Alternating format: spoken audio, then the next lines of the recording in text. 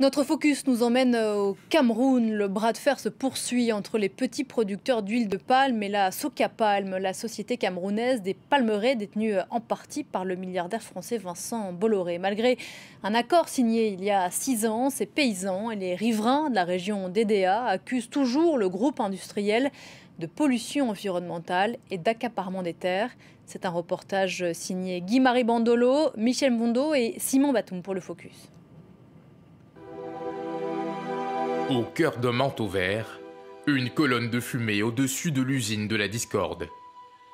Une exploitation appartenant à la société camerounaise des palmeraies, une filiale de la société financière du Luxembourg, elle-même détenue à 54% par l'homme d'affaires belge Hubert Fabry et à 38% par le milliardaire français Vincent Bolloré. Bolloré, un actionnaire certes minoritaire, mais un nom célèbre qui cristallise la colère de ces deux paysans, riverains de la Socapalm. Samuel et Bédimé font partie d'un collectif de 10 ONG qui viennent de porter plainte en France contre le groupe Bolloré. Ils tiennent à nous montrer le lit de la rivière Ongué, l'épicentre de leur combat.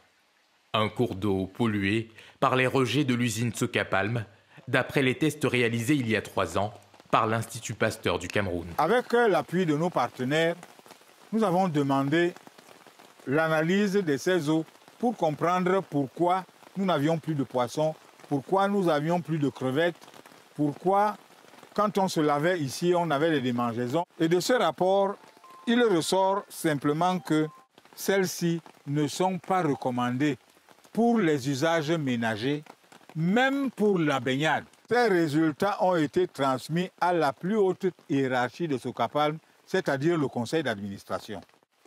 Personne n'a levé le plus petit doigt.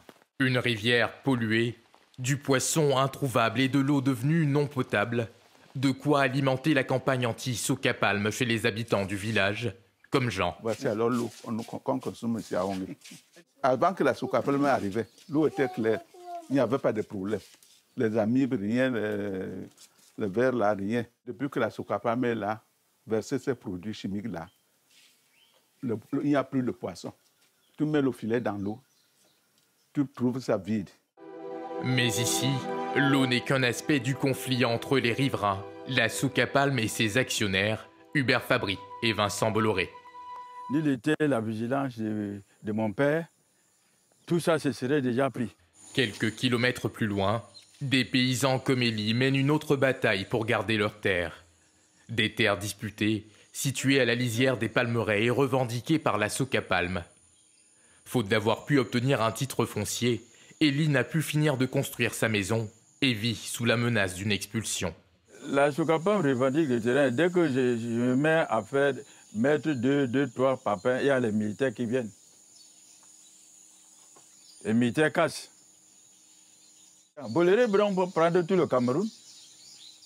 Et maintenant, nous, Mbodjo, nous allons rester où? Les paysans riverains réclament plus de 20 000 hectares de terre à la Socapalm, dont la concession d'État s'étend sur 58 000 hectares. Des paysans qui, comme Élie, veulent aussi pouvoir fabriquer leur propre huile de palme grâce à ces pressoirs artisanaux.